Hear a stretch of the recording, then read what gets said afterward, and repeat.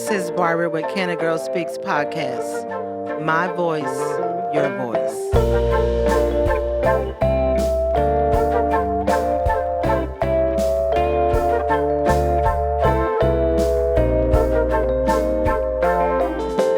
Good evening, everybody. This is Barbara with the Cana Girl Speaks podcast, and I am so excited to be recording on this evening.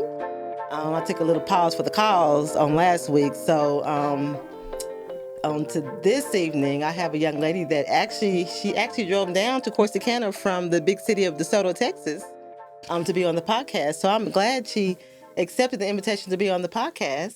So to those that are watching on YouTube and also those that are listening, for those that are listening on the podcast, I want to introduce to the listening audience, Miss India McMurray. Hello, ma'am. Hi, my name is India McMurray. I go to Duncanville High School. It's about an hour away from here. I play softball, and that's very rare for someone my skin color, and I'm actually very good at it. I'm India. I just know what to say. So I said DeSoto, so it's Duncanville. Yes, okay, Duncanville. So both. Kind of both. Okay, yeah. So DeSoto, Duncanville. Yeah. So I don't want to offend anybody out there. So anyway. Good. But I wanted to bring her on because my coworker Ebony, she shared with me that she is a top-notch, I don't know how you say it, Division I. I'm an All-American. All-American softball player. Yes, ma'am. And I was so excited to hear that you are All-American. You're getting ready to go off to college to play softball. Ma'am.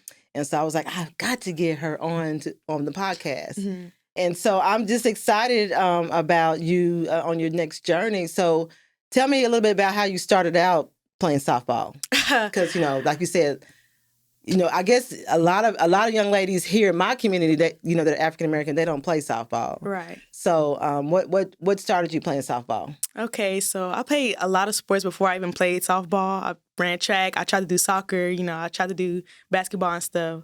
One day I got a call from my papa, and he was just like, hey, you want to come to practice today or something like that? I was like, for what? He was like, for softball. I said, what's that? He was just like, come to practice. And I went to practice, and just turns out I was just a natural at it.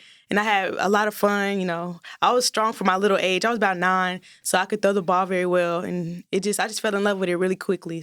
So you stuck with it. So, you didn't get pulled to a drill team, cheerleading, like sometimes our young ladies do. During middle school, I played volleyball, and I did basketball. I did track. I did a lot of stuff, but I don't know. I just stuck with softball for some reason because I got a lot of attention because of who I was, and like I said, like a lot of people my skin color don't play softball. Yeah. So I wanted to represent that sport. And okay. So did you travel a lot? Do you travel a lot playing your sport? Whew, we travel a lot. My first time playing, we didn't travel as much because I was a little younger. But these past few years, man, we travel almost every weekend, and it gets very expensive, but it's worth it. Seeing all the different cultures, I would say it's very different. How often do you practice the sport? Every day now, because we're in season. For my high school, we practice every day. But like when I'm not in season, we practice every 2 or 3 days a week. What does that consist of? A lot of different things: throwing, catching, hitting, blocking. It's just a lot of, well, actually, to me, softball is more mental than it is physical because you got to know where you're throwing, how you're hitting, and it's a lot of mental before physical, I would say that. So my coach, he likes to take us through the physical part of the game. I mean, the mental part of the game more than the physical, so yeah. So how many girls, you have a lot of your, I guess, teammates that are going off to college playing softball as well? Right now, my team is kind of young because last year, we had a lot of older girls, so they all graduated. Me and one of my other teammates are the only 2 people committed, and we're both going to the same college. So, yeah, it's going to be pretty fun. And where's that college at? Oklahoma Southeastern. Yeah. So you're going to be going out of state? Yes, ma'am. Are you nervous about it? Yes, ma'am. I am. I visited the team about a couple weeks ago, and I will be the only colored girl on my team. Yes. African American? Yes. The African American. I'm going to be the only African American. And I'm very used to it because ever since I was little, I've been like the only one on my team that's been, African American. So Well, on my select team. Yeah. But so how do you get young girls of color? Not, and I'm gonna say young girls of color because I'm saying Hispanic and not African American. How do you get them to get involved in softball? I mean, how do you motivate them to get involved in softball? Honestly, I would just tell them they have to try it for themselves. It's very fun. When you're I'll say it's very fun when you're trying to have fun, but when you're trying to get in college for softball, it's a bit more stressful. But if you start at a young age or whenever you want to, you just got to get into it. Honestly, it's not really. You just got to get into it. It's hard to explain. So, is there at your high school? Is there a lot of girls playing softball, African American? No, man. I'm the only one on it's me and one other girl on our varsity team that actually plays. So yeah, I'm a 4-year varsity starter, and the other girl, she been here about 2 years, but it's still fun to our JV. They looked up to us, and I mentor a few girls, and it's really fun. What's your position? Everywhere. I play every position. Yes, that's what. It's hard to say.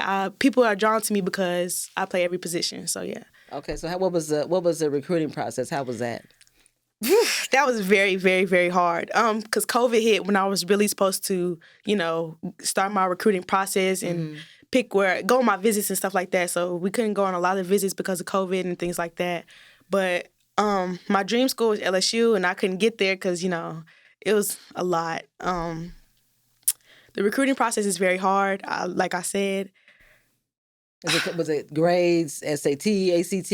I mean, what was it? For me, it wasn't really grades for me. They didn't really look at my grades. If you have the talent, they'll work something out with you. But yeah, I'm not gonna lie, my grades are not perfect at all.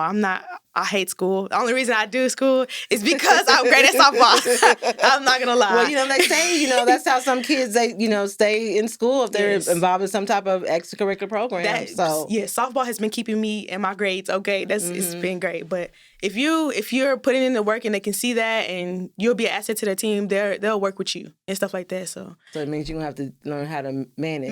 Yes. I have a tutor here. He said he was gonna give me a tutor. My college coach is gonna give me a tutor, and we're gonna be good. You're gonna be good. Yes, ma'am. So tell me a little bit more about the recruiting process. Did you go a lot? You said COVID hit. Mm-hmm. So how did you even try out? What was the process on that? For my school, we still played during COVID. And, a lot of college coaches would come out and they'll sit and watch your games. So that's mostly how we did it. I would send out a couple emails to a couple schools. They really don't email back, but they at least see that you're trying to get in contact with them. Mm-hmm.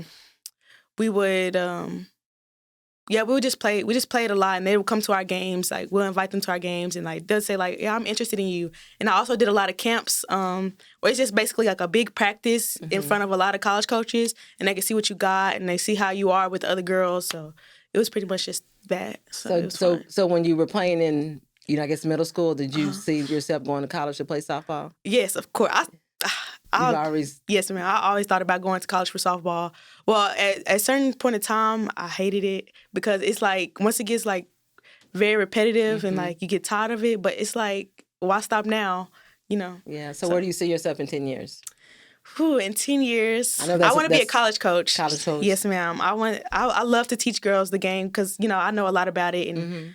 The mental aspect and the physical. I love it. I just love it. So that's what I want to do the rest of my life. I see myself being a coach, and yeah, pretty much. That's what I see. Okay, well, I'm excited for you. I'm very excited. I know you're gonna do good in college. I know you're gonna go ahead and go those 4 years and get your degree. Yes, and ma'am. Like you said, be a coach. Yes, ma'am. And come back. And show other young ladies that, hey, look what I did. Yes, ma'am. Right. So, anyway, I want to say thank you for coming down and being on the podcast. Thank you. Wasn't that bad, was it? No. Still nervous. Still nervous? Yes, ma'am. So, I always give my guests an opportunity to give their shout-outs. So, anybody like to give their shout-out to? So, who would you like to give your shout-outs to? I would definitely give my shout-out to my papa because I would not be doing any of this without him. He's helped me through the whole way. Money, the time, he comes to support me. It's just, I really want to thank him, and I want him to know that I love him very much. And I want to give a shout out to my mom because, Lord, she has to take me everywhere. She drives me around everywhere to practices and things like that. And my coach, Coach Donnie, for helping me through the process. And things like that. Okay, anybody else? My family, just my family. They're very supportive, and I want to thank all of them for that. So you think they're gonna be going to Oklahoma to follow you? Of course they will. Of course they will. They will. They'll be there every home game. Okay, well, thank ma'am. you Thank again you. for being on the podcast. Thank you so I much. do, like I said, I know you're gonna be successful. Yes, ma'am. So just keep looking, keep your eyes on the prize. Yes, ma'am. Okay, Thank so you. to my listening audience, you see, it can be done. You know, and young ladies that are looking, that are watching, that are listening to the podcast, you know, try everything. Don't just lock yourself into one sport, but try all the sports. And what you might find that sport that you are really good at, because India has done it, and I know she's going to be successful. So y'all just keep doing what you do. But anyway, thank you for always supporting the Cana Girl Speaks podcast. I'm excited for the next few episodes. I got some pretty good, some really popular guests that are going to be on, but just stay tuned. And you have a very good week, and stay safe, and we'll see you next time. Thank you.